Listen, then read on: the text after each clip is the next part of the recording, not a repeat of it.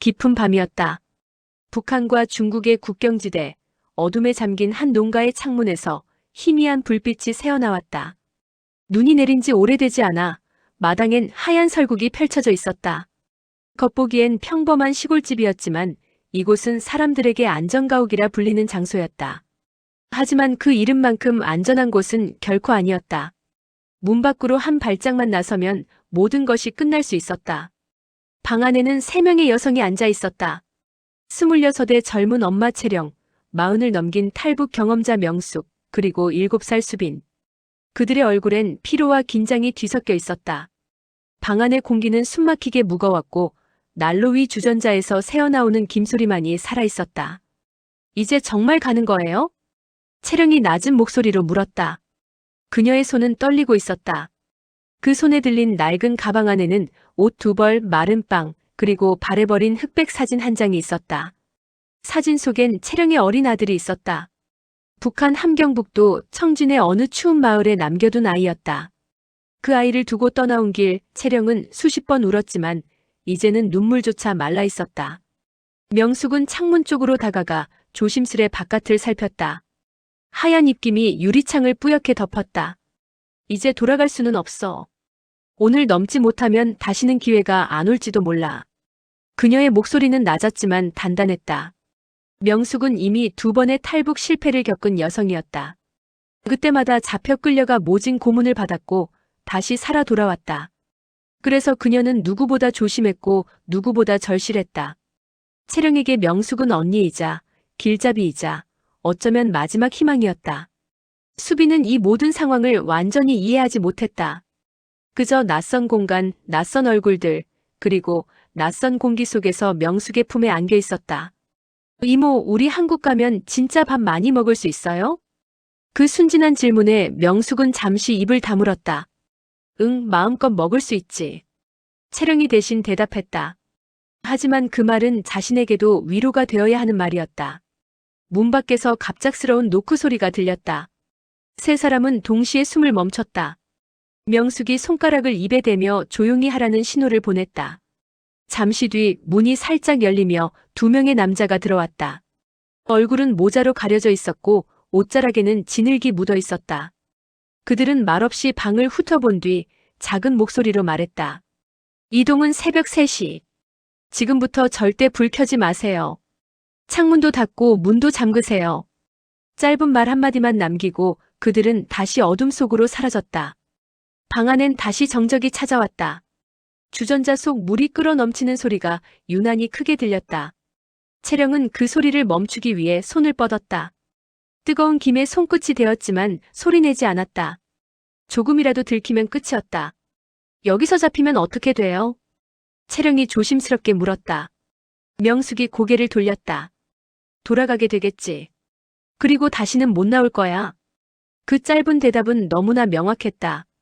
새벽 3시가 가까워지자 안내인들이 다시 나타났다. 그들은 빠른 손짓으로 출발 신호를 보냈다. 명숙은 수빈을 품에 안고 채령은 가방을 꽉 붙들었다. 문이 열리는 순간 바깥에 찬 공기가 한꺼번에 밀려 들어왔다. 그 공기 속엔 눈냄새와 죽음의 냄새가 섞여 있었다. 길은 어두웠고 달빛조차 흐릿했다. 발밑엔 눈이 얇게 쌓여 발자국이 남았다. 안내인이 속삭였다. 발자국은 서로 겹치게 밟으세요. 추적당하면 끝입니다. 그들은 한 줄로 늘어서서 천천히 움직였다. 한 걸음 또 한 걸음. 그들의 숨소리조차 얼어붙은 공기 속에 스며들었다. 얼마나 걸었을까? 멀리서 개 짖는 소리가 들렸다. 모두가 동시에 멈춰섰다. 안내인이 손을 들어 정지 신호를 보냈다. 그 소리가 점점 가까워지자 명숙은 수빈의 입을 막았다. 수빈의 눈에서 눈물이 흘러내렸지만 소리는 나지 않았다. 잠시 후 개 짖음이 멀어지자 그들은 다시 움직였다. 강가에 도착했을 때 새벽의 안개가 자욱이 끼어 있었다. 얼어붙은 물 위로 희미한 달빛이 반사되었다. 이게 두만강이야. 안내인의 말에 채령은 한참을 강을 바라봤다. 이 강 하나를 건너면 그토록 꿈꾸던 다른 세상이 기다리고 있었다. 하지만 동시에 돌아갈 수 없는 길이기도 했다. 안내인이 밧줄을 던지고 얼음 위를 조심스럽게 건넜다. 발 아래서 얼음이 미세하게 갈라지는 소리가 났다. 수빈이 겁에 질려 울음을 터뜨릴 뻔하자 명숙은 아이를 꼭 끌어안았다. 괜찮아, 조금만 참자. 금방 끝나. 그녀의 눈에도 눈물이 맺혔다. 채령은 이를 악물고 앞을 향해 걸었다. 손끝이 얼고 숨이 멎을 듯 했지만 멈출 수 없었다. 마침내 강을 건넜다.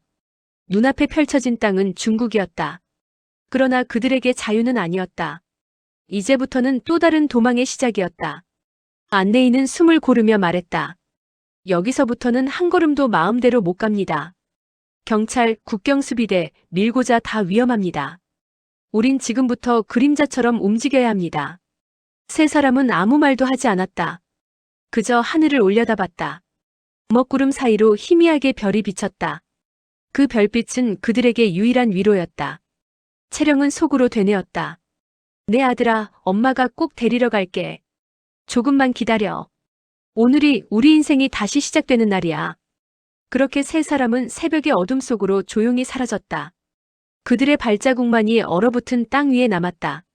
눈 덮인 강을 건넌 지 2시간이 지났다. 새벽 바람은 뼛속까지 스며들었고 그들의 신발은 젖어 있었다. 채령은 발끝이 감각을 잃어가는 걸 느꼈지만 멈출 수 없었다. 뒤돌아보면 두만강 위로 희미한 달빛이 반사되고 있었다. 그 강 너머는 이미 그녀의 과거였다. 돌아가면 죽음이 기다릴 뿐이었다. 안내인 윤태는 손전등 불빛을 꺼두고 어둠 속에서 방향을 잡았다. 그의 귀는 작은 바스락 소리에도 곤두서 있었다. 여기서 20분만 더 가면 도로 나옵니다. 거기서 차 타야 돼요. 그의 목소리는 낮았지만 그 말에 모두의 심장이 빠르게 뛰기 시작했다. 도로 그 단어 하나가 지금의 희망이자 공포였다. 명숙은 수빈을 품에 꼭 안고 있었다. 아이는 이미 깊이 잠들어 있었지만 몸은 여전히 떨렸다. 채령은 자신의 코트 한쪽을 벗어 아이 위에 덮어주었다. 이제 진짜 중국 땅이에요? 그녀의 목소리는 거의 속삭임에 가까웠다. 윤태는 짧게 고개를 끄덕였다. 맞아요. 근데 방심하지 마세요. 지금부터가 진짜 시작입니다. 잠시 후 그들은 어둠 속 골짜기를 빠져나와 좁은 시골길에 들어섰다. 도로 옆엔 작은 버스 정류장이 있었다. 버스는 아직 오지 않았지만 멀리서 엔진 소리가 들려왔다. 윤태는 핸드폰을 확인하며 말했다. 우리 태워줄 차예요. 조용히 타세요. 기사도 위험해요. 버스 문이 열리자 퀴퀴한 냄새와 함께 따뜻한 공기가 밀려왔다. 아이를 안고 버스에 오르자마자 채령은 안도감에 눈을 감았다. 하지만 그 평화는 단 몇 분도 가지 않았다. 도로 위로 번쩍이는 빛이 보였다. 붉은 경광등이었다. 공안이다. 윤태의 목소리가 얼어붙었다. 순간 버스 안의 공기가 멎었다. 운전기사는 욕설을 내뱉으며 급히 브레이크를 밟았다. 다들 고개 숙여요. 윤태가 속삭였다. 모두가 자리 밑으로 몸을 웅크렸다. 차창 밖으로 손전등 빛이 스쳐 지나갔다. 누군가 정지. 서류 검사. 라고 외쳤다. 채령은 숨을 참았다. 수빈의 작은 몸이 팔 안에서 덜덜 떨렸다. 심장이 귀 가까이에서 뛰는 소리가 들릴 정도였다. 공안이 문을 열고 올라왔다. 무거운 발소리, 가죽 장화가 바닥을 두드리는 소리. 그가 한 명씩 얼굴을 비추며 검문을 시작했다. 어디 가는 길입니까? 버스 앞좌석에서 누군가 대답했다. 시장에요. 아침 장사하러요. 여권은요? 집에 두고 나와서. 집에 두고 나왔다고. 이 새벽에? 공안의 목소리가 거칠었다. 차 안은 숨소리조차 사라졌다. 그때 윤태가 자리에서 일어나 앞쪽으로 다가갔다. 이 사람들 제 가족이에요. 장례식장 가는 길입니다. 공안이 눈을 가늘게 뜨며 그를 훑어봤다. 가족이라고? 아이가 있는데 왜 장례식장에? 할머니 마지막 가시는 길이라 손자 보여주려고요. 순간 채령은 그 말에 눈을 감았다. 그 한 문장에 얼마나 많은 거짓과 진심이 섞여 있는가. 공안은 잠시 윤태를 노려보다가 툭 던지듯 말했다. 조심히 가. 그리고는 버스 문을 닫았다. 엔진이 다시 켜지는 순간 모두가 동시에 숨을 내쉬었다. 명숙은 아이를 품에 안고 울음을 삼켰다. 채령은 그 손을 꽉 잡았다. 살았어요. 우리 진짜 살았어요. 버스는 어둠 속을 뚫고 다시 달렸다. 그러나 누구도 편히 숨쉬지 못했다. 그들의 여행은 이제 겨우 시작이었으니까. 도시로 향하는 길목에서 버스는 정차했다. 윤태가 말했다. 이제 여기서 내려야 합니다. 다른 안내인이 기다리고 있어요. 그들은 조심스레 버스에서 내렸다. 주변은 인적이 드물었고 허름한 창고와 잡초만이 있었다. 새 안내인 린이 나타났다. 그는 중국인처럼 보였지만 조선말을 약간 할 줄 알았다. 빨리 이동해야 해요. 공안 순찰이 강화됐어요. 그들은 좁은 골목길을 따라 이동했다.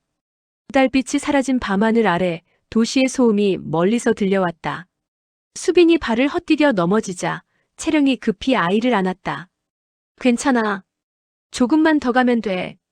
하지만 그녀의 눈엔 피로와 두려움이 깊게 깔려 있었다. 잠시 후 그들은 허름한 가정집 앞에 멈췄다. 린이 노크 3번을 했다. 안에서 중년 여성이 문을 열었다. 이쪽으로 들어와요. 그곳은 또 다른 안전가옥이었다. 낡은 벽지, 묵은 먼지 냄새, 그러나 따뜻한 불빛이 있었다. 그곳에서 그들은 처음으로 제대로 앉을 수 있었다. 명숙은 수빈의 신발을 벗기며 손발을 녹였다. 채령은 조용히 벽에 기대어 앉았다. 머릿속엔 아직도 경광등이 번쩍이던 순간이 떠올랐다. 조금만 더 가면 돼요. 그녀는 스스로에게 되뇌었다. 조금만 더, 조금만 더. 하지만 문 밖에서는 또 다른 발소리가 들려왔다. 그리고 세 사람의 운명을 뒤흔들 또 한 번의 고비가 다가오고 있었다. 이제 안전하다고요? 명숙의 목소리는 떨리고 있었다. 린은 미간을 찌푸리며 담배를 꺼내 물었다. 며칠만 조용히 있으면 돼요. 상황 좀 보고 움직입시다. 그의 말투는 무심했지만 그 안에는 묘한 불안이 스며 있었다. 채령은 창문으로 밖을 내다봤다. 집 앞에는 낡은 자전거와 쓰레기통 몇 개가 있었다. 겉보기엔 평범한 시골집이었지만 그녀의 눈엔 모든 게 의심스러워 보였다. 밤이 깊자 모두 바닥에 이불을 깔고 누웠다. 명숙은 아이의 이마를 쓰다듬으며 중얼거렸다. 이제는 좀 편히 자면 좋겠어요. 그러나 그 말이 끝나기도 전에 밖에서 개 짖는 소리가 들려왔다. 곧이어 트럭 엔진 소리. 그리고 낯선 남자의 목소리. 이 근처에 이상한 사람들 있다는 제보가 있었어. 확인해봐. 린이 창문 틈으로 밖을 훔쳐보더니 욕설을 내뱉었다.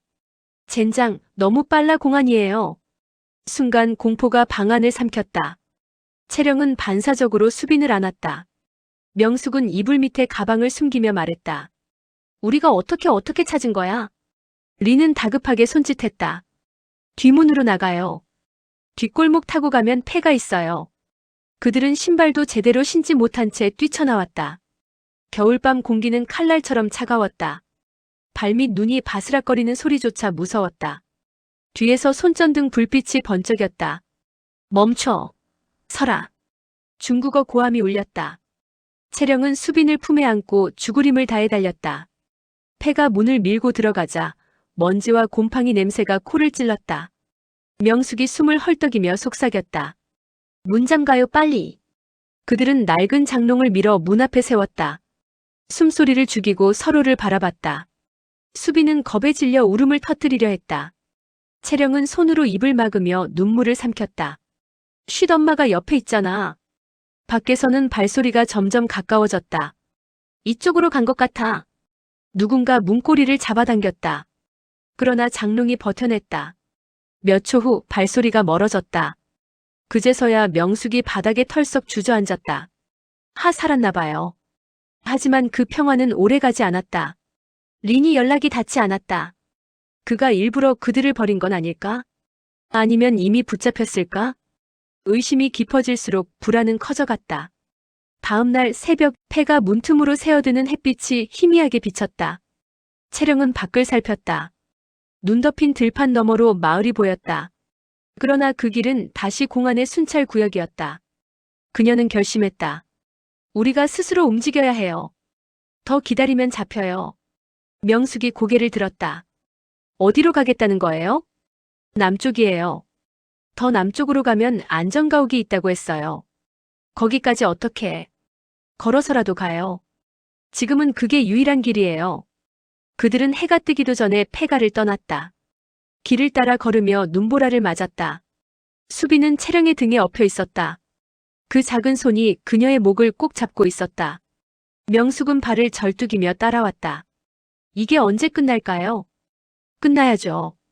그래야 사는 거잖아요. 채령의 목소리는 단단했다. 그날 밤 그들은 버려진 창고 안에서 몸을 녹였다.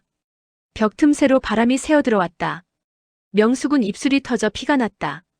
채령은 그 옆에서 불붙은 종이 한 장을 바라보았다. 그 불빛 속에서 그녀는 마음속으로 다짐했다. 나는 끝까지 갈 거야. 무슨 일이 있어도. 그때 문이 삐걱 소리를 내며 열렸다. 윤태였다. 살아있었군요. 그의 얼굴엔 피곤이 가득했지만 눈빛은 단호했다. 리는 잡혔어요. 아마 밀고 했을 수도 있어요. 당국이 이미 국경 인근 브로커 전부 잡아들였답니다. 명숙의 얼굴이 하얗게 질렸다. 그럼 이제 우린 어떻게 해요? 도시 쪽으로 가야 해요. 인신매매단 피해서 남쪽으로. 그게 유일한 길입니다. 그날 밤 그들은 다시 어둠 속으로 걸었다.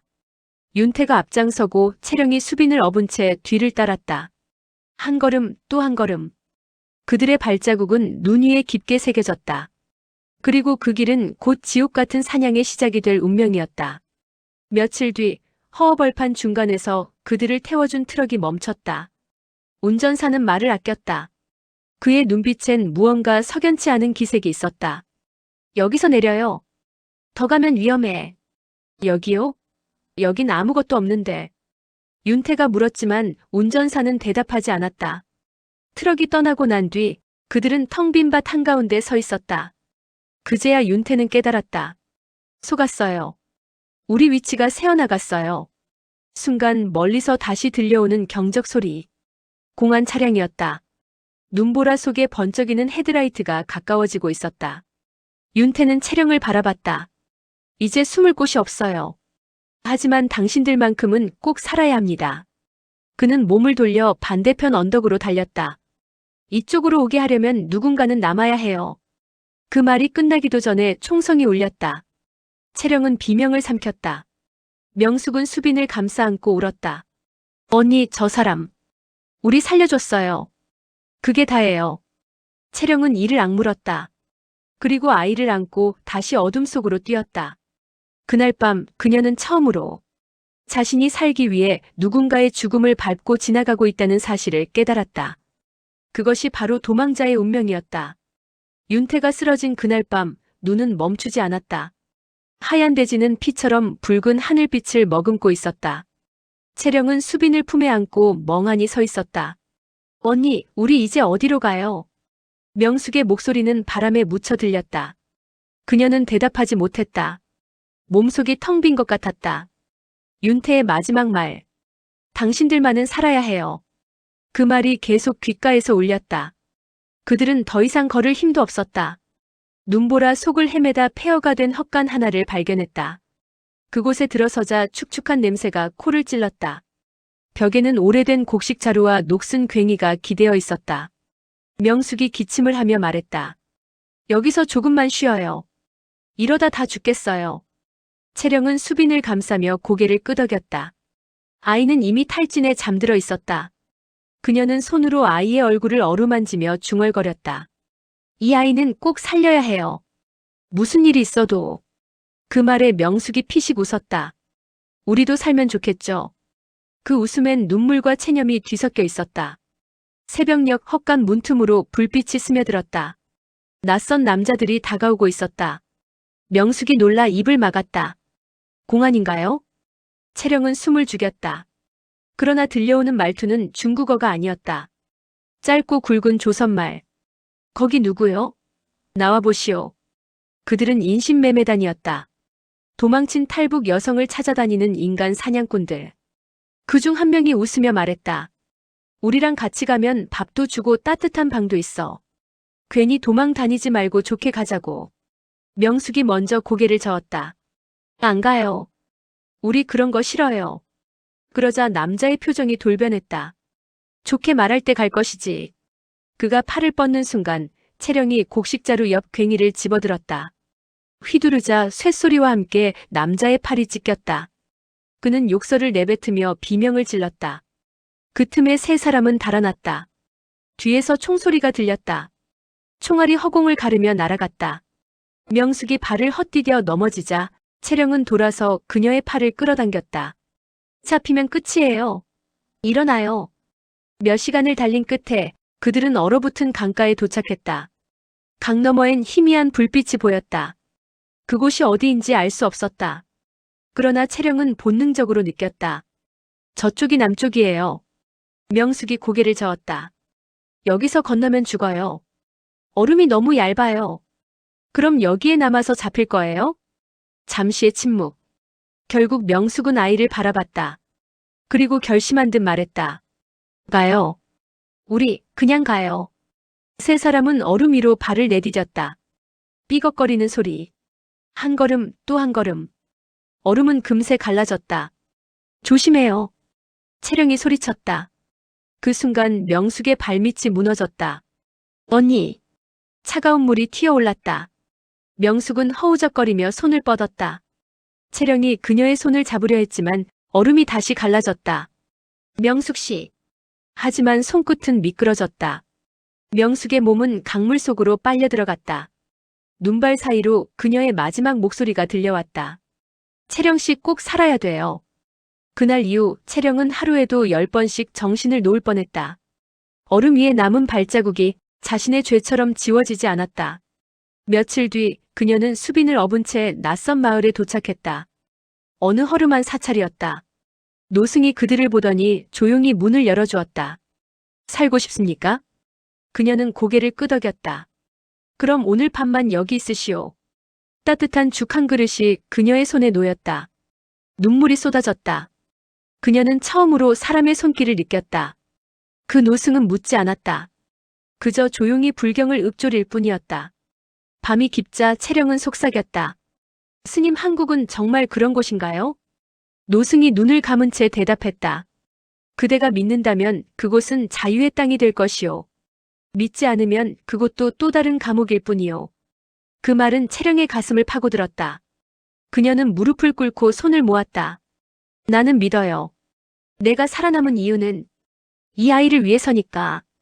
다음 날 새벽 스님은 그들에게 작게 접은 쪽지를 건넸다. 이 길을 따라가면 연락할 수 있는 사람이 있을 것이오. 하지만 오늘 밤이 마지막 시험일지도 모르오. 그 쪽지에는 단 한 문장만 적혀 있었다. 국경을 넘으면 다시 돌아갈 수 없다. 채령은 그 종이를 꼭 쥐었다. 이제 정말 끝까지 가야겠네요. 그녀는 수빈의 손을 잡았다. 그리고 하늘을 올려다봤다. 눈은 여전히 내리고 있었다. 그러나 그 눈 속에는 더 이상 절망이 없었다. 그녀의 눈빛엔 단단한 생의 의지가 타올랐다. 그녀는 속삭였다. 명숙 씨, 윤태 씨. 당신들이 지켜본다면 나는 반드시 한국 땅을 밟을 겁니다.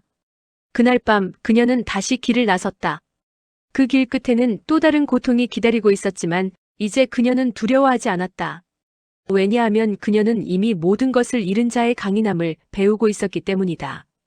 밤이 깊어지자 산 아래는 검은 안개로 가득했다. 스님이 건넨 쪽지를 따라 채령은 낡은 길을 걸었다. 수빈은 그녀의 등에 엎여 잠들어 있었고 채령의 손은 얼음처럼 차가웠다. 길 옆 개울가에는 물고기 비늘이 반짝였다. 달빛조차 피하듯 숨어드는 밤이었다. 그녀는 두려움보다 공허함이 컸다. 이제 뒤돌아갈 곳도 돌아갈 사람도 없었다. 하지만 아이의 숨결이 등 뒤에서 느껴질 때마다 나는 아직 엄마다. 그 말이 스스로를 붙잡았다. 몇 시간을 걸었을까. 나지막한 산자락 아래 어둠 속에서 한 남자가 나타났다. 검은 패딩 점퍼, 거칠게 자란 수염, 그리고 말없이 내미는 손전등. 당신이 채령이요? 그는 낮고 거친 목소리로 물었다. 내 스님이 보내셨어요. 알겠소. 말 많이 하지 마시오. 여기선 벽에도 귀가 있으니. 그의 이름은 린, 탈북 루트를 안내하는 현지 브로커였다. 눈빛이 날카로웠지만 그 안엔 피로가 묻어 있었다. 이쪽으로 오시오. 오늘 안에 산을 넘어야 하오. 채령은 그를 따라 어둠 속으로 들어갔다. 발밑엔 낙엽이 젖어 있었고 한 걸음마다 습기가 몸을 파고들었다. 수빈이 칭얼대자 린이 손가락을 입에 댔다. 쉿. 아이 울음은 총보다 위험하오. 그들은 말없이 걸었다. 산비탈은 점점 가팔라졌고 발끝마다 얼음이 부서지는 소리가 울렸다. 가끔 멀리서 개 짖는 소리가 들렸다. 공안 순찰견이요. 멈추지 마시오. 린의 말이 바람처럼 날아왔다. 채령은 숨이 찼다. 하지만 멈출 수 없었다. 명숙이 떠난 강가가 머릿속을 스쳤다. 지금 멈추면 나도 그 강에 가라앉을 거야. 그녀는 이를 악물고 걸었다. 한참 뒤 린이 손을 들어 세웠다. 이제 절반 왔소. 그는 허리춤에서 병을 꺼내더니 조심스럽게 한 모금 마셨다. 여기서부터는 나도 장담 못하오. 순찰대가 매일 경로를 받고. 그의 얼굴이 달빛에 비쳤다. 눈가에 깊은 흉터가 있었다. 당신도 이런 길을 많이 다니셨나요? 채령이 조심스레 물었다. 그는 잠시 침묵하다 대답했다. 나도 북에서 왔소. 그때 내 아내와 아들은 못 넘겼지. 그는 짧게 숨을 들이마셨다. 그러니 절대 잡히지 마시오. 잡히면 당신만 죽는 게 아니오. 그 말에 채령은 고개를 끄덕였다. 그녀는 수빈을 꽉 안았다. 이 아이만큼은 꼭 살릴 거예요. 산길은 점점 미로처럼 꼬여갔다. 발밑에 깔린 나무 뿌리가 뱀처럼 꿈틀거렸다. 눈보라가 세차게 불어 얼굴을 때렸다. 조금만 더. 린의 목소리가 희미하게 들렸다. 그때였다.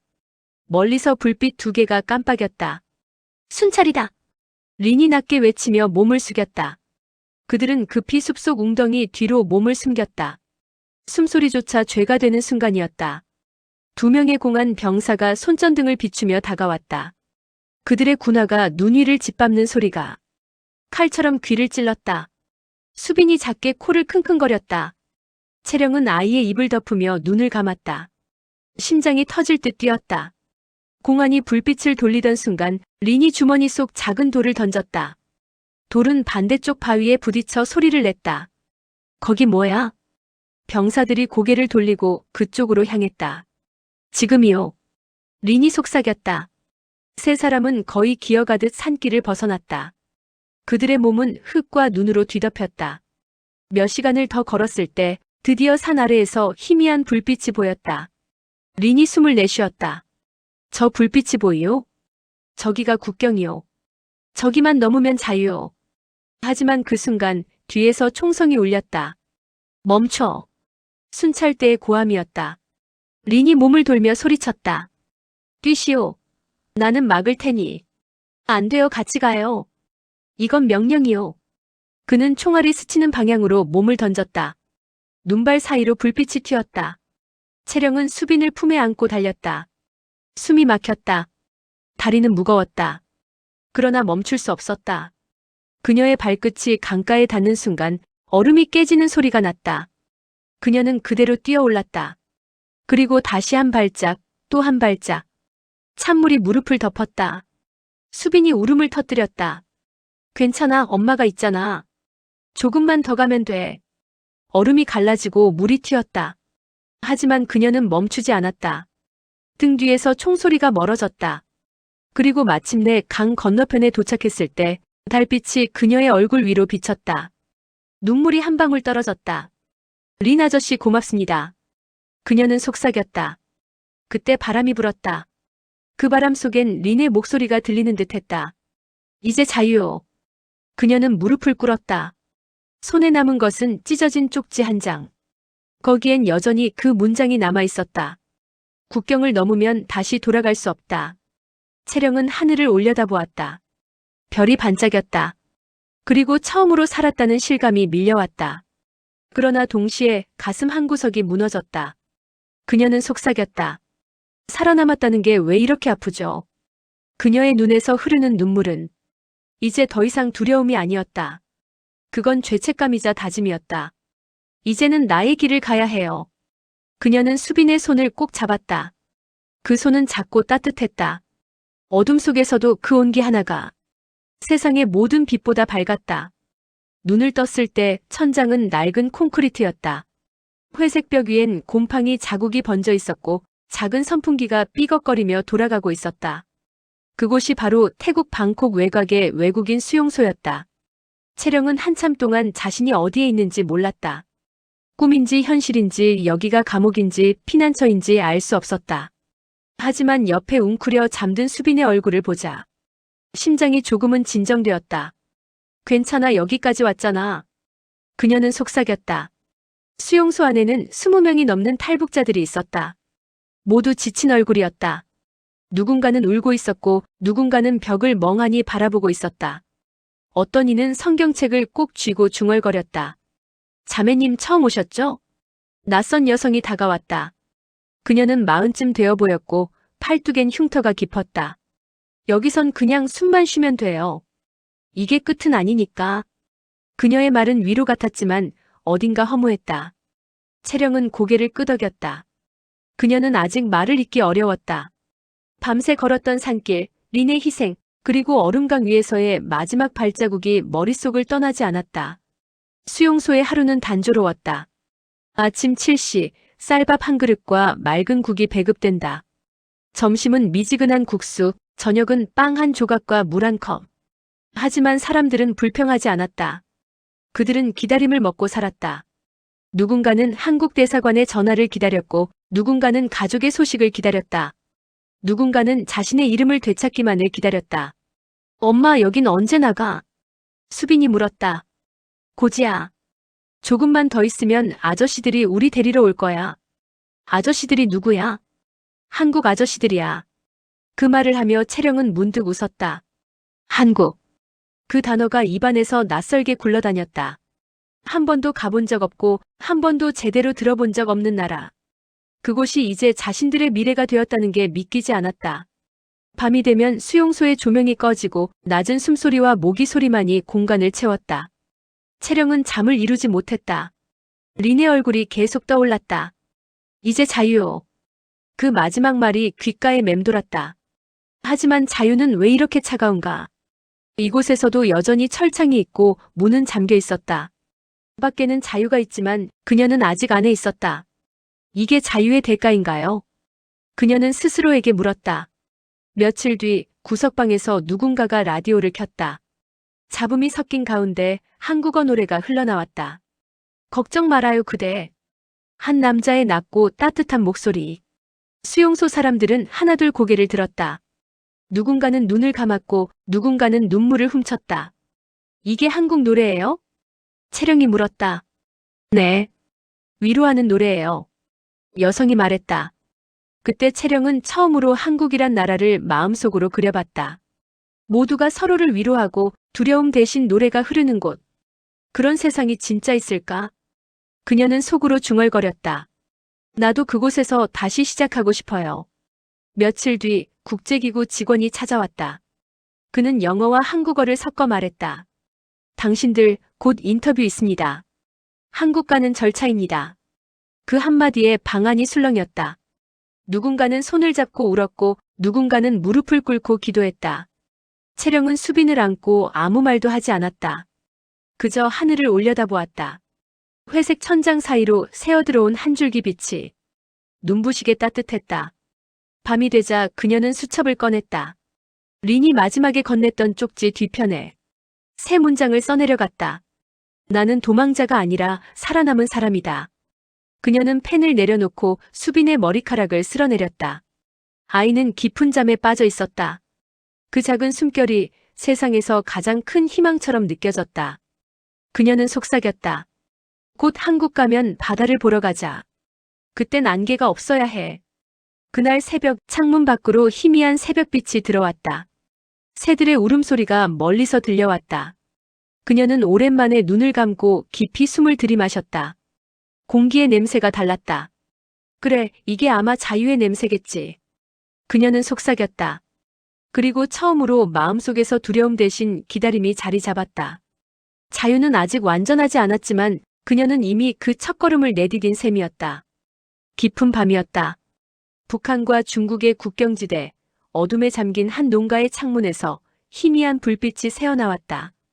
눈이 내린 지 오래되지 않아 마당엔 하얀 설국이 펼쳐져 있었다. 겉보기엔 평범한 시골집이었지만 이곳은 사람들에게 안전가옥이라 불리는 장소였다. 하지만 그 이름만큼 안전한 곳은 결코 아니었다. 문 밖으로 한 발짝만 나서면 모든 것이 끝날 수 있었다. 방 안에는 3명의 여성이 앉아 있었다. 26의 젊은 엄마 채령, 40을 넘긴 탈북 경험자 명숙, 그리고 7살 수빈. 그들의 얼굴엔 피로와 긴장이 뒤섞여 있었다. 방 안의 공기는 숨막히게 무거웠고 난로 위 주전자에서 새어나오는 김소리만이 살아있었다. 이제 정말 가는 거예요? 채령이 낮은 목소리로 물었다. 그녀의 손은 떨리고 있었다. 그 손에 들린 낡은 가방 안에는 옷 2벌, 마른 빵, 그리고 바래버린 흑백 사진 한 장이 있었다. 사진 속엔 채령의 어린 아들이 있었다.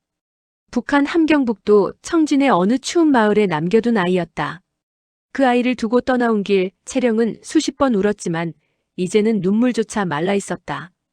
명숙은 창문 쪽으로 다가가 조심스레 바깥을 살폈다. 하얀 입김이 유리창을 뿌옇게 덮었다. 이제 돌아갈 수는 없어. 오늘 넘지 못하면 다시는 기회가 안 올지도 몰라. 그녀의 목소리는 낮았지만 단단했다. 명숙은 이미 2번의 탈북 실패를 겪은 여성이었다. 그때마다 잡혀 끌려가 모진 고문을 받았고 다시 살아 돌아왔다. 그래서 그녀는 누구보다 조심했고 누구보다 절실했다. 채령에게 명숙은 언니이자 길잡이이자 어쩌면 마지막 희망이었다. 수빈은 이 모든 상황을 완전히 이해하지 못했다. 그저 낯선 공간, 낯선 얼굴들, 그리고 낯선 공기 속에서 명숙의 품에 안겨 있었다. 이모, 우리 한국 가면 진짜 밥 많이 먹을 수 있어요? 그 순진한 질문에 명숙은 잠시 입을 다물었다. 응, 마음껏 먹을 수 있지. 채령이 대신 대답했다. 하지만 그 말은 자신에게도 위로가 되어야 하는 말이었다. 문 밖에서 갑작스러운 노크 소리가 들렸다. 세 사람은 동시에 숨을 멈췄다. 명숙이 손가락을 입에 대며 조용히 하라는 신호를 보냈다. 잠시 뒤 문이 살짝 열리며 2명의 남자가 들어왔다. 얼굴은 모자로 가려져 있었고 옷자락에는 진흙이 묻어 있었다. 그들은 말없이 방을 훑어본 뒤 작은 목소리로 말했다. 이동은 새벽 3시. 지금부터 절대 불 켜지 마세요. 창문도 닫고 문도 잠그세요. 짧은 말 한마디만 남기고 그들은 다시 어둠 속으로 사라졌다. 방 안엔 다시 정적이 찾아왔다. 주전자 속 물이 끓어 넘치는 소리가 유난히 크게 들렸다. 채령은 그 소리를 멈추기 위해 손을 뻗었다. 뜨거운 김에 손끝이 데었지만 소리내지 않았다. 조금이라도 들키면 끝이었다. 여기서 잡히면 어떻게 돼요? 채령이 조심스럽게 물었다. 명숙이 고개를 돌렸다. 돌아가게 되겠지. 그리고 다시는 못 나올 거야. 그 짧은 대답은 너무나 명확했다.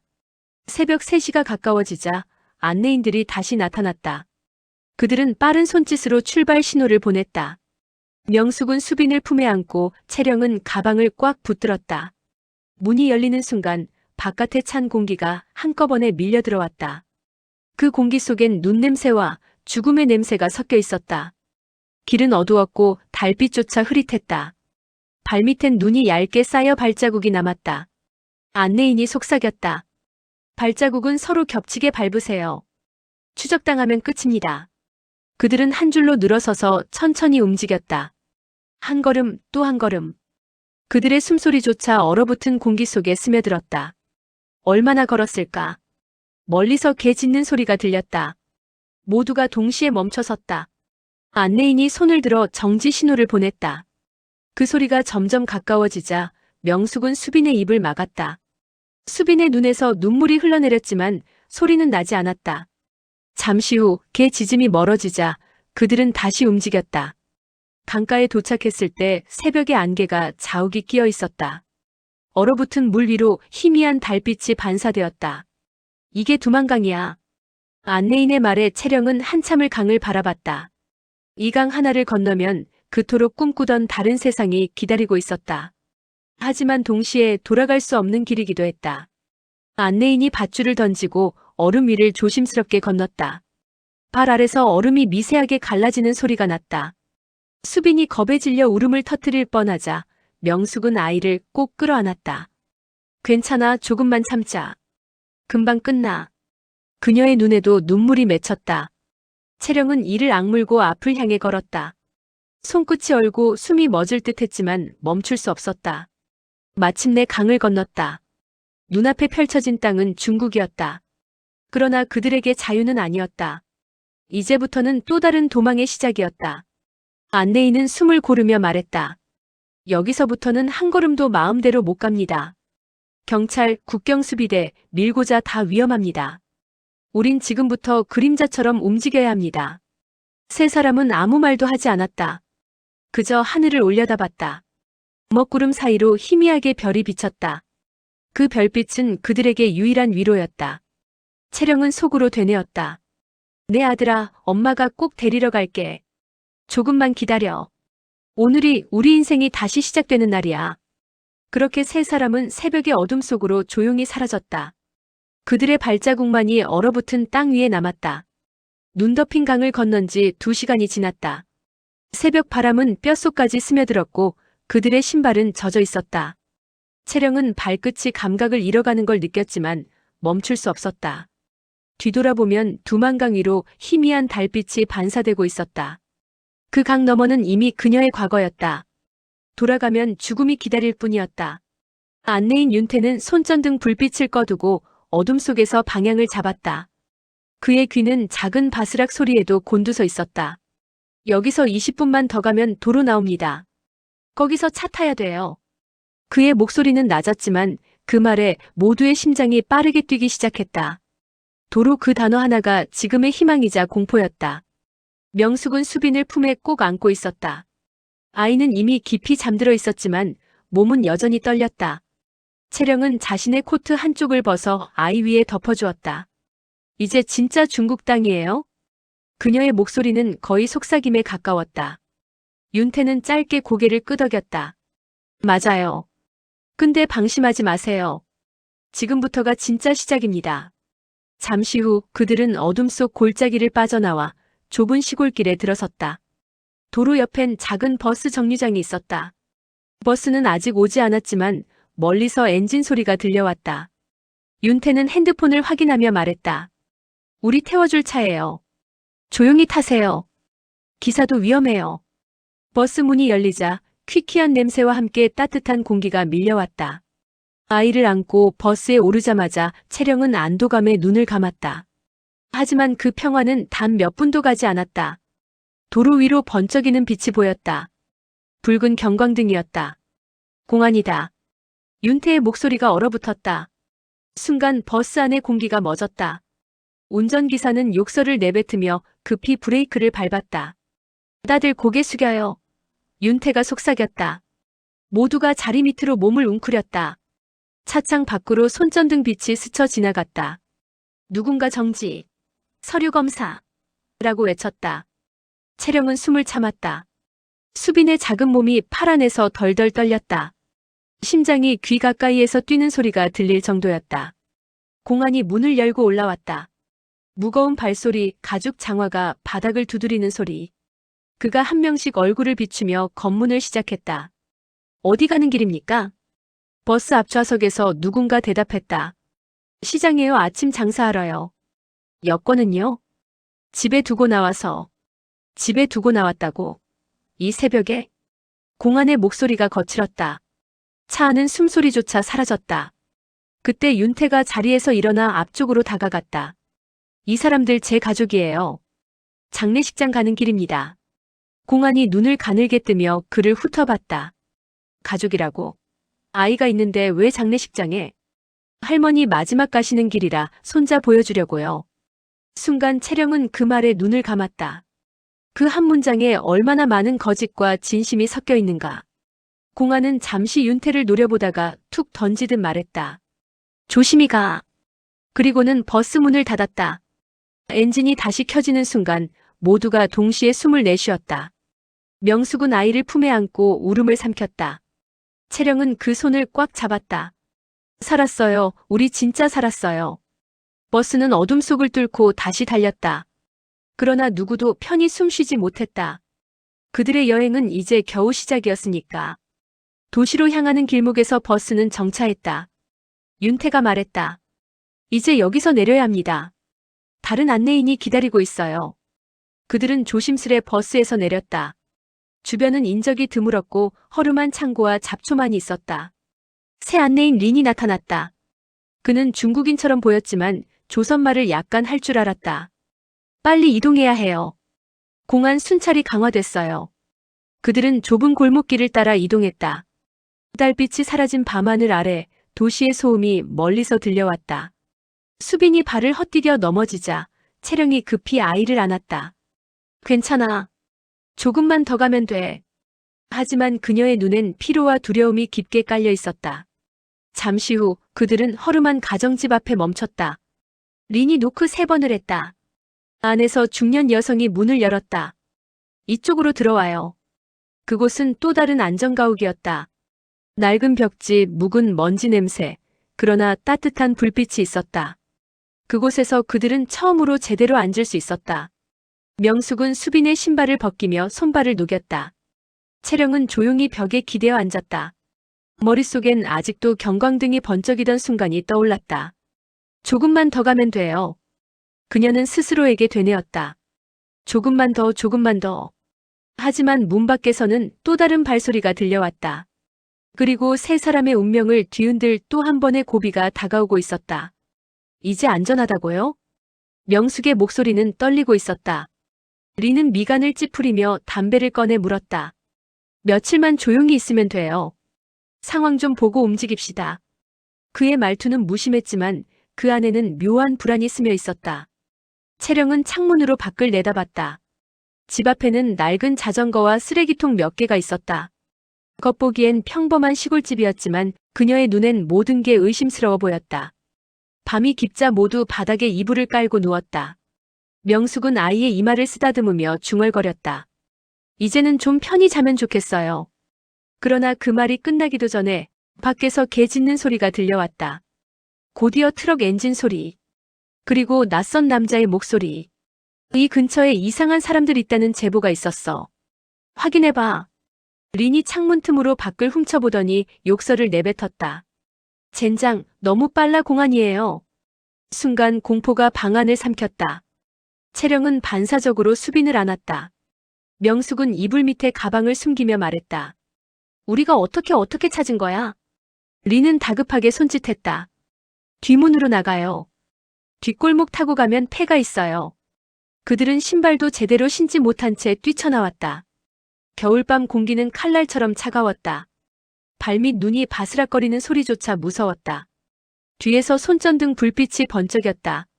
멈춰. 서라. 중국어 고함이 울렸다. 채령은 수빈을 품에 안고 죽으림을 다해 달렸다. 폐가 문을 밀고 들어가자 먼지와 곰팡이 냄새가 코를 찔렀다. 명숙이 숨을 헐떡이며 속삭였다. 문 잠가요 빨리. 그들은 낡은 장롱을 밀어 문 앞에 세웠다. 숨소리를 죽이고 서로를 바라봤다. 수빈은 겁에 질려 울음을 터뜨리려 했다. 채령은 손으로 입을 막으며 눈물을 삼켰다. 쉿 엄마가 옆에 있잖아. 밖에서는 발소리가 점점 가까워졌다. 이쪽으로 간 것 같아. 누군가 문고리를 잡아당겼다. 그러나 장롱이 버텨냈다. 몇 초 후 발소리가 멀어졌다. 그제서야 명숙이 바닥에 털썩 주저앉았다. 살았나 봐요. 하지만 그 평화는 오래가지 않았다. 린이 연락이 닿지 않았다. 그가 일부러 그들을 버린 건 아닐까? 아니면 이미 붙잡혔을까? 의심이 깊어질수록 불안은 커져갔다. 다음 날 새벽 폐가 문틈으로 새어드는 햇빛이 희미하게 비쳤다. 채령은 밖을 살폈다. 눈 덮인 들판 너머로 마을이 보였다. 그러나 그 길은 다시 공안의 순찰 구역이었다. 그녀는 결심했다. 우리가 스스로 움직여야 해요. 더 기다리면 잡혀요. 명숙이 고개를 들었다. 어디로 가겠다는 거예요? 남쪽이에요. 더 남쪽으로 가면 안전가옥이 있다고 했어요. 거기까지 어떻게? 걸어서라도 가요. 지금은 그게 유일한 길이에요. 그들은 해가 뜨기도 전에 폐가를 떠났다. 길을 따라 걸으며 눈보라를 맞았다. 수빈은 채령의 등에 엎여 있었다. 그 작은 손이 그녀의 목을 꼭 잡고 있었다. 명숙은 발을 절뚝이며 따라왔다. 이게 언제 끝날까요? 끝나야죠. 그래야 사는 거잖아요. 채령의 목소리는 단단했다.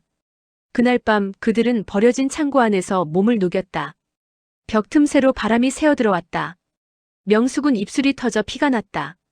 채령은 그 옆에서 불붙은 종이 한 장을 바라보았다. 그 불빛 속에서 그녀는 마음속으로 다짐했다.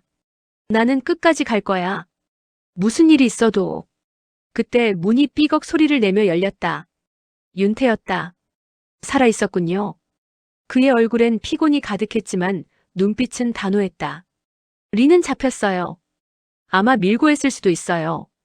당국이 이미 국경 인근 브로커 전부 잡아들였답니다. 명숙의 얼굴이 하얗게 질렸다. 그럼 이제 우린 어떻게 해요? 도시 쪽으로 가야 해요. 인신매매단 피해서 남쪽으로. 그게 유일한 길입니다. 그날 밤 그들은 다시 어둠 속으로 걸었다. 윤태가 앞장서고 채령이 수빈을 업은 채 뒤를 따랐다. 한 걸음 또 한 걸음. 그들의 발자국은 눈 위에 깊게 새겨졌다. 그리고 그 길은 곧 지옥 같은 사냥의 시작이 될 운명이었다. 며칠 뒤 허허벌판 중간에서 그들을 태워준 트럭이 멈췄다. 운전사는 말을 아꼈다. 그의 눈빛엔 무언가 석연치 않은 기색이 있었다. 여기서 내려요. 더 가면 위험해. 여기요? 여긴 아무것도 없는데. 윤태가 물었지만 운전사는 대답하지 않았다. 트럭이 떠나고 난 뒤 그들은 텅 빈 밭 한가운데 서 있었다. 그제야 윤태는 깨달았다. 속았어요. 우리 위치가 새어나갔어요. 순간 멀리서 다시 들려오는 경적 소리. 공안 차량이었다. 눈보라 속에 번쩍이는 헤드라이트가 가까워지고 있었다. 윤태는 채령을 바라봤다. 이제 숨을 곳이 없어요. 하지만 당신들만큼은 꼭 살아야 합니다. 그는 몸을 돌려 반대편 언덕으로 달렸다. 이쪽으로 오게 하려면 누군가는 남아야 해요. 그 말이 끝나기도 전에 총성이 울렸다. 채령은 비명을 삼켰다. 명숙은 수빈을 감싸 안고 울었다. 언니, 저 사람. 우리 살려줬어요. 그게 다예요. 채령은 이를 악물었다. 그리고 아이를 안고 다시 어둠 속으로 뛰었다. 그날 밤 그녀는 처음으로 자신이 살기 위해 누군가의 죽음을 밟고 지나가고 있다는 사실을 깨달았다. 그것이 바로 도망자의 운명이었다. 윤태가 쓰러진 그날 밤 눈은 멈추지 않았다. 하얀 대지는 피처럼 붉은 하늘빛을 머금고 있었다. 채령은 수빈을 품에 안고 멍하니 서 있었다. 언니, 우리 이제 어디로 가요? 명숙의 목소리는 바람에 묻혀 들렸다. 그녀는 대답하지 못했다. 몸속이 텅 빈 것 같았다. 윤태의 마지막 말. 당신들만은 살아야 해요. 그 말이 계속 귓가에서 울렸다. 그들은 더 이상 걸을 힘도 없었다. 눈보라 속을 헤매다 폐허가 된 헛간 하나를 발견했다. 그곳에 들어서자 축축한 냄새가 코를 찔렀다. 벽에는 오래된 곡식 자루와 녹슨 괭이가 기대어 있었다. 명숙이 기침을 하며 말했다. 여기서 조금만 쉬어요.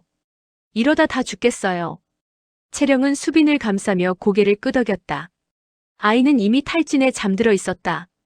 그녀는 손으로 아이의 얼굴을 어루만지며 중얼거렸다.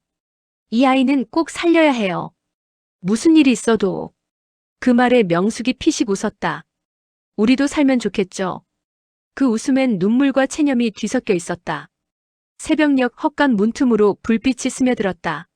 낯선 남자들이 다가오고 있었다. 명숙이 놀라 입을 막았다. 공안인가요? 채령은 숨을 죽였다. 그러나 들려오는 말투는 중국어가 아니었다. 짧고 굵은 조선말. 거기 누구요? 나와보시오. 그들은 인신매매단이었다. 도망친 탈북 여성을 찾아다니는 인간 사냥꾼들. 그중 한 명이 웃으며 말했다. 우리랑 같이 가면 밥도 주고 따뜻한 방도 있어. 괜히 도망 다니지 말고 좋게 가자고. 명숙이 먼저 고개를 저었다. 안 가요. 우리 그런 거 싫어요. 그러자 남자의 표정이 돌변했다. 좋게 말할 때 갈 것이지. 그가 팔을 뻗는 순간 채령이 곡식자루 옆 괭이를 집어들었다. 휘두르자 쇳소리와 함께 남자의 팔이 찢겼다. 그는 욕설을 내뱉으며 비명을 질렀다. 그 틈에 세 사람은 달아났다. 뒤에서 총소리가 들렸다. 총알이 허공을 가르며 날아갔다. 명숙이 발을 헛디뎌 넘어지자 채령은 돌아서 그녀의 팔을 끌어당겼다. 잡히면 끝이에요. 일어나요. 몇 시간을 달린 끝에 그들은 얼어붙은 강가에 도착했다. 강 너머엔 희미한 불빛이 보였다. 그곳이 어디인지 알 수 없었다. 그러나 채령은 본능적으로 느꼈다. 저쪽이 남쪽이에요. 명숙이 고개를 저었다. 여기서 건너면 죽어요. 얼음이 너무 얇아요. 그럼 여기에 남아서 잡힐 거예요? 잠시의 침묵. 결국 명숙은 아이를 바라봤다. 그리고 결심한 듯 말했다. 가요. 우리 그냥 가요. 세 사람은 얼음 위로 발을 내디뎠다. 삐걱거리는 소리. 한 걸음 또 한 걸음. 얼음은 금세 갈라졌다. 조심해요. 채령이 소리쳤다. 그 순간 명숙의 발밑이 무너졌다. 언니. 차가운 물이 튀어올랐다. 명숙은 허우적거리며 손을 뻗었다. 채령이 그녀의 손을 잡으려 했지만 얼음이 다시 갈라졌다. 명숙 씨. 하지만 손끝은 미끄러졌다. 명숙의 몸은 강물 속으로 빨려 들어갔다. 눈발 사이로 그녀의 마지막 목소리가 들려왔다.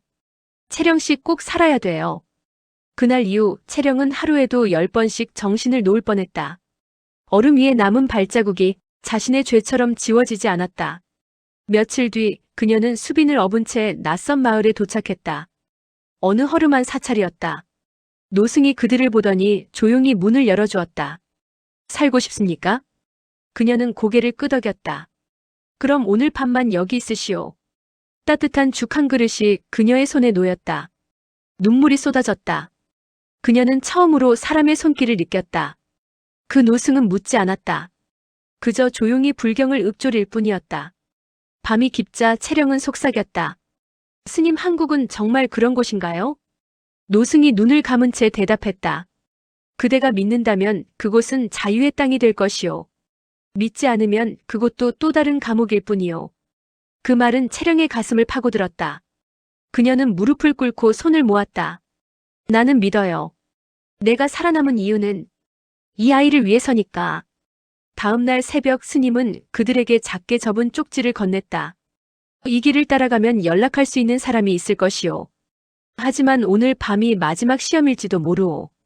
그 쪽지에는 단 한 문장만 적혀 있었다. 국경을 넘으면 다시 돌아갈 수 없다. 채령은 그 종이를 꼭 쥐었다. 이제 정말 끝까지 가야겠네요. 그녀는 수빈의 손을 잡았다. 그리고 하늘을 올려다봤다. 눈은 여전히 내리고 있었다.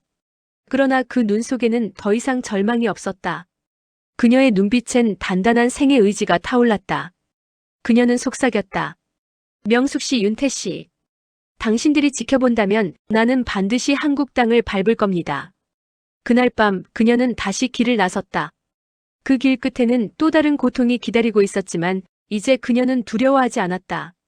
왜냐하면 그녀는 이미 모든 것을 잃은 자의 강인함을 배우고 있었기 때문이다. 밤이 깊어지자 산 아래는 검은 안개로 가득했다. 스님이 건넨 쪽지를 따라 채령은 낡은 길을 걸었다. 수빈은 그녀의 등에 엎여 잠들어 있었고 채령의 손은 얼음처럼 차가웠다. 길 옆 개울가에는 물고기 비늘이 반짝였다. 달빛조차 피하듯 숨어드는 밤이었다. 그녀는 두려움보다 공허함이 컸다. 이제 뒤돌아갈 곳도 돌아갈 사람도 없었다. 하지만 아이의 숨결이 등 뒤에서 느껴질 때마다 나는 아직 엄마다. 그 말이 스스로를 붙잡았다. 몇 시간을 걸었을까? 나지막한 산자락 아래 어둠 속에서 한 남자가 나타났다. 검은 패딩 점퍼, 거칠게 자란 수염, 그리고 말없이 내미는 손전등. 당신이 채령이요? 그는 낮고 거친 목소리로 물었다. 네, 스님이 보내셨어요. 알겠소. 말 많이 하지 마시오. 여기선 벽에도 귀가 있으니. 그의 이름은 린, 탈북 루트를 안내하는 현지 브로커였다. 눈빛이 날카로웠지만 그 안엔 피로가 묻어 있었다. 이쪽으로 오시오. 오늘 안에 산을 넘어야 하오. 채령은 그를 따라 어둠 속으로 들어갔다. 발밑엔 낙엽이 젖어 있었고 한 걸음마다 습기가 몸을 파고들었다. 수빈이 칭얼대자 린이 손가락을 입에 댔다. 쉿. 아이 울음은 총보다 위험하오. 그들은 말없이 걸었다. 산비탈은 점점 가팔라졌고 발끝마다 얼음이 부서지는 소리가 울렸다. 가끔 멀리서 개 짖는 소리가 들렸다. 공한 순찰견이요. 멈추지 마시오. 린의 말이 바람처럼 날아왔다. 채령은 숨이 찼다. 하지만 멈출 수 없었다. 명숙이 떠난 강가가 머릿속을 스쳤다. 지금 멈추면 나도 그 강에 가라앉을 거야. 그녀는 이를 악물고 걸었다. 한참 뒤 린이 손을 들어 세웠다. 이제 절반 왔소. 그는 허리춤에서 병을 꺼내더니 조심스럽게 한 모금 마셨다. 여기서부터는 나도 장담 못하오. 순찰대가 매일 경로를 바꾸오. 그의 얼굴이 달빛에 비쳤다. 눈가에 깊은 흉터가 있었다. 당신도 이런 길을 많이 다니셨나요? 채령이 조심스레 물었다. 그는 잠시 침묵하다 대답했다. 나도 북에서 왔소. 그때 내 아내와 아들은 못 넘겼지. 그는 짧게 숨을 들이마셨다. 그러니 절대 잡히지 마시오. 잡히면 당신만 죽는 게 아니오. 그 말에 채령은 고개를 끄덕였다. 그녀는 수빈을 꽉 안았다. 이 아이만큼은 꼭 살릴 거예요. 산길은 점점 미로처럼 꼬여갔다. 발밑에 깔린 나무 뿌리가 뱀처럼 꿈틀거렸다. 눈보라가 세차게 불어 얼굴을 때렸다. 조금만 더. 린의 목소리가 희미하게 들렸다. 그때였다. 멀리서 불빛 2개가 깜빡였다. 순찰이다. 린이 낮게 외치며 몸을 숙였다. 그들은 급히 숲속 웅덩이 뒤로 몸을 숨겼다. 숨소리조차 죄가 되는 순간이었다. 2명의 공안 병사가 손전등을 비추며 다가왔다. 그들의 군화가 눈 위를 짓밟는 소리가 칼처럼 귀를 찔렀다. 수빈이 작게 코를 킁킁거렸다. 채령은 아이의 입을 덮으며 눈을 감았다. 심장이 터질 듯 뛰었다. 공안이 불빛을 돌리던 순간 린이 주머니 속 작은 돌을 던졌다. 돌은 반대쪽 바위에 부딪혀 소리를 냈다. 거기 뭐야? 병사들이 고개를 돌리고 그쪽으로 향했다. 지금이요. 린이 속삭였다. 세 사람은 거의 기어가듯 산길을 벗어났다. 그들의 몸은 흙과 눈으로 뒤덮였다. 몇 시간을 더 걸었을 때 드디어 산 아래에서 희미한 불빛이 보였다. 린이 숨을 내쉬었다. 저 불빛이 보이요? 저기가 국경이요. 저기만 넘으면 자유요. 하지만 그 순간 뒤에서 총성이 울렸다. 멈춰. 순찰대의 고함이었다. 린이 몸을 돌며 소리쳤다. 뛰시오. 나는 막을 테니. 안 돼요, 같이 가요. 이건 명령이요. 그는 총알이 스치는 방향으로 몸을 던졌다. 눈발 사이로 불빛이 튀었다. 채령은 수빈을 품에 안고 달렸다. 숨이 막혔다. 다리는 무거웠다. 그러나 멈출 수 없었다. 그녀의 발끝이 강가에 닿는 순간 얼음이 깨지는 소리가 났다. 그녀는 그대로 뛰어올랐다. 그리고 다시 한 발짝, 또 한 발짝. 찬물이 무릎을 덮었다.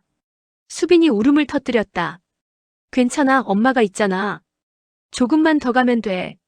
얼음이 갈라지고 물이 튀었다. 하지만 그녀는 멈추지 않았다. 등 뒤에서 총소리가 멀어졌다. 그리고 마침내 강 건너편에 도착했을 때 달빛이 그녀의 얼굴 위로 비쳤다. 눈물이 한 방울 떨어졌다. 린 아저씨 고맙습니다. 그녀는 속삭였다. 그때 바람이 불었다. 그 바람 속엔 린의 목소리가 들리는 듯했다. 이제 자유요. 그녀는 무릎을 꿇었다.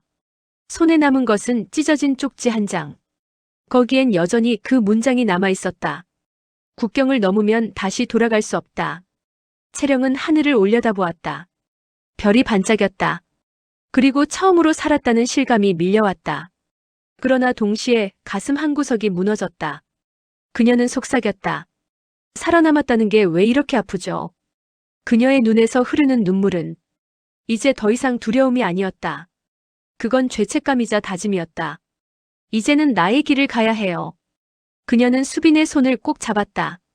그 손은 작고 따뜻했다. 어둠 속에서도 그 온기 하나가 세상의 모든 빛보다 밝았다. 눈을 떴을 때 천장은 낡은 콘크리트였다. 회색 벽 위엔 곰팡이 자국이 번져 있었고 작은 선풍기가 삐걱거리며 돌아가고 있었다. 그곳이 바로 태국 방콕 외곽의 외국인 수용소였다. 채령은 한참 동안 자신이 어디에 있는지 몰랐다. 꿈인지 현실인지 여기가 감옥인지 피난처인지 알 수 없었다. 하지만 옆에 웅크려 잠든 수빈의 얼굴을 보자 심장이 조금은 진정되었다. 괜찮아, 여기까지 왔잖아. 그녀는 속삭였다. 수용소 안에는 20명이 넘는 탈북자들이 있었다. 모두 지친 얼굴이었다. 누군가는 울고 있었고 누군가는 벽을 멍하니 바라보고 있었다. 어떤 이는 성경책을 꼭 쥐고 중얼거렸다. 자매님 처음 오셨죠? 낯선 여성이 다가왔다. 그녀는 40쯤 되어 보였고 팔뚝엔 흉터가 깊었다. 여기선 그냥 숨만 쉬면 돼요. 이게 끝은 아니니까. 그녀의 말은 위로 같았지만 어딘가 허무했다. 채령은 고개를 끄덕였다. 그녀는 아직 말을 잇기 어려웠다. 밤새 걸었던 산길, 린의 희생, 그리고 얼음강 위에서의 마지막 발자국이 머릿속을 떠나지 않았다. 수용소의 하루는 단조로웠다. 아침 7시, 쌀밥 한 그릇과 맑은 국이 배급된다. 점심은 미지근한 국수, 저녁은 빵 한 조각과 물 한 컵. 하지만 사람들은 불평하지 않았다. 그들은 기다림을 먹고 살았다. 누군가는 한국 대사관의 전화를 기다렸고, 누군가는 가족의 소식을 기다렸다. 누군가는 자신의 이름을 되찾기만을 기다렸다. 엄마, 여긴 언제 나가? 수빈이 물었다. 고지야. 조금만 더 있으면 아저씨들이 우리 데리러 올 거야. 아저씨들이 누구야? 한국 아저씨들이야. 그 말을 하며 채령은 문득 웃었다. 한국. 그 단어가 입안에서 낯설게 굴러다녔다. 한 번도 가본 적 없고 한 번도 제대로 들어본 적 없는 나라. 그곳이 이제 자신들의 미래가 되었다는 게 믿기지 않았다. 밤이 되면 수용소의 조명이 꺼지고 낮은 숨소리와 모기 소리만이 공간을 채웠다. 채령은 잠을 이루지 못했다. 린의 얼굴이 계속 떠올랐다. 이제 자유요. 그 마지막 말이 귓가에 맴돌았다. 하지만 자유는 왜 이렇게 차가운가? 이곳에서도 여전히 철창이 있고 문은 잠겨 있었다. 밖에는 자유가 있지만 그녀는 아직 안에 있었다. 이게 자유의 대가인가요? 그녀는 스스로에게 물었다. 며칠 뒤 구석방에서 누군가가 라디오를 켰다. 잡음이 섞인 가운데 한국어 노래가 흘러나왔다. 걱정 말아요 그대. 한 남자의 낮고 따뜻한 목소리. 수용소 사람들은 하나둘 고개를 들었다. 누군가는 눈을 감았고 누군가는 눈물을 훔쳤다. 이게 한국 노래예요? 채령이 물었다. 네. 위로하는 노래예요. 여성이 말했다. 그때 채령은 처음으로 한국이란 나라를 마음속으로 그려봤다. 모두가 서로를 위로하고 두려움 대신 노래가 흐르는 곳. 그런 세상이 진짜 있을까? 그녀는 속으로 중얼거렸다. 나도 그곳에서 다시 시작하고 싶어요. 며칠 뒤 국제기구 직원이 찾아왔다. 그는 영어와 한국어를 섞어 말했다. 당신들 곧 인터뷰 있습니다. 한국 가는 절차입니다. 그 한마디에 방안이 술렁였다. 누군가는 손을 잡고 울었고 누군가는 무릎을 꿇고 기도했다. 채령은 수빈을 안고 아무 말도 하지 않았다. 그저 하늘을 올려다보았다. 회색 천장 사이로 새어들어온 한 줄기 빛이 눈부시게 따뜻했다. 밤이 되자 그녀는 수첩을 꺼냈다. 린이 마지막에 건넸던 쪽지 뒤편에 새 문장을 써내려갔다. 나는 도망자가 아니라 살아남은 사람이다. 그녀는 펜을 내려놓고 수빈의 머리카락을 쓸어내렸다. 아이는 깊은 잠에 빠져 있었다. 그 작은 숨결이 세상에서 가장 큰 희망처럼 느껴졌다. 그녀는 속삭였다. 곧 한국 가면 바다를 보러 가자. 그땐 안개가 없어야 해. 그날 새벽 창문 밖으로 희미한 새벽빛이 들어왔다. 새들의 울음소리가 멀리서 들려왔다. 그녀는 오랜만에 눈을 감고 깊이 숨을 들이마셨다. 공기의 냄새가 달랐다. 그래, 이게 아마 자유의 냄새겠지. 그녀는 속삭였다. 그리고 처음으로 마음속에서 두려움 대신 기다림이 자리 잡았다. 자유는 아직 완전하지 않았지만 그녀는 이미 그 첫걸음을 내디딘 셈이었다. 방콕 수용소에 도착한 지 20날째 되던 날이었다. 채령은 그날따라 유난히 잠을 이루지 못했다. 천장에 펜이 삐걱거리며 돌아가고 창문 틈새로 새어들어오는 불빛이 그녀의 눈동자를 번갈아 비췄다.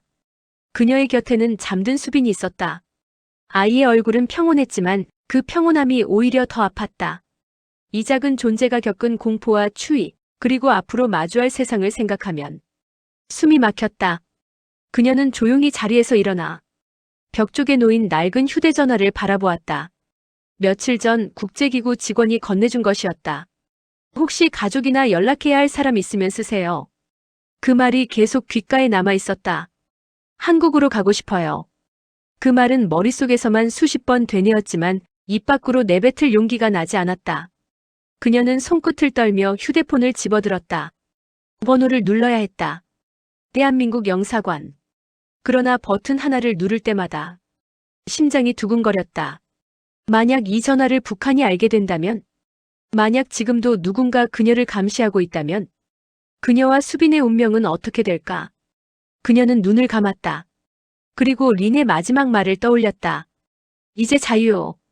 그 말은 단순한 위로가 아니라 책임이었다. 그 자유를 이어받아 살아내야 하는 책임. 그녀는 깊게 숨을 들이마시고 통화 버튼을 눌렀다. 여기는 대한민국 대사관입니다. 낯선 남자의 목소리가 들려왔다. 순간 눈물이 왈칵 쏟아졌다. 단 한 문장이었지만 그 안에는 세상이 있었다. 저는 북한에서 왔습니다. 그녀는 떨리는 목소리로 말했다. 저와 제 딸은 한국으로 가고 싶습니다. 잠시 정적이 흘렀다. 수화기 너머로 타이핑 소리가 들렸다. 성함이 어떻게 되십니까? 이채령입니다. 어디에 계십니까? 태국 수용소 안에 있습니다. 그녀는 말을 이어가다 갑자기 목이 메었다. 그간의 여정이 한꺼번에 밀려왔다. 국경의 밤, 린의 죽음, 공안의 눈빛, 그리고 산속에서 들었던 아이의 울음소리까지. 그 모든 순간이 살기 위해 내디딘 걸음이었다. 그날 밤 그녀는 오랜만에 편히 잠들었다. 꿈속에서 누군가 그녀의 손을 잡고 말했다. 이제 괜찮아요. 그 목소리는 린의 것이었다. 그녀는 꿈속에서 미소 지었다. 하지만 현실은 여전히 냉정했다. 며칠 뒤 북한 영사관 관계자들이 수용소를 찾아왔다. 그들은 탈북자들의 명단을 손에 쥐고 있었다. 이채령, 어디 있습니까? 그 소리에 방 안 공기가 얼어붙었다. 그녀는 본능적으로 수빈을 품에 안았다. 영사관 직원은 냉랭한 표정으로 말했다. 가족이 기다립니다. 돌아가야 합니다. 그녀는 아무 말도 하지 않았다. 그저 고개를 숙인 채 숨을 죽였다. 그날 밤 그녀는 다시 전화를 걸었다. 이번엔 목소리가 더 단단했다. 저는 돌아가지 않겠습니다. 한국으로 가고 싶습니다. 며칠 뒤 유엔 난민기구 직원이 찾아왔다. 대한민국 정부에서 수용 절차를 시작했습니다. 그 한마디에 채령은 그 자리에 주저앉았다. 눈물이 터져 나왔다. 옆에서 수빈이 물었다. 엄마, 우리 이제 집에 가. 채령은 아이를 꼭 안으며 말했다. 그래, 이제 진짜 집으로 가는 거야. 그녀는 그제야 마음속으로 자유를 느꼈다. 철문이 열리지 않아도 벽이 여전히 높아도 그녀의 내면은 이미 밖으로 나아가 있었다. 그날 저녁 그녀는 낡은 벽에 등을 기대고 조용히 눈을 감았다. 그리고 마음속으로 세상 모든 이들에게 속삭였다. 나는 이제 더 이상 도망자가 아닙니다. 나는 자유를 선택한 사람입니다. 그녀는 자신이 세상에 한 문장을 남겼다는 걸 직감했다. 그 문장은 언젠가 누군가의 생명을 구할 수도 있었다. 그녀의 인생은 아직 끝나지 않았다. 오히려 이제 막 시작이었다.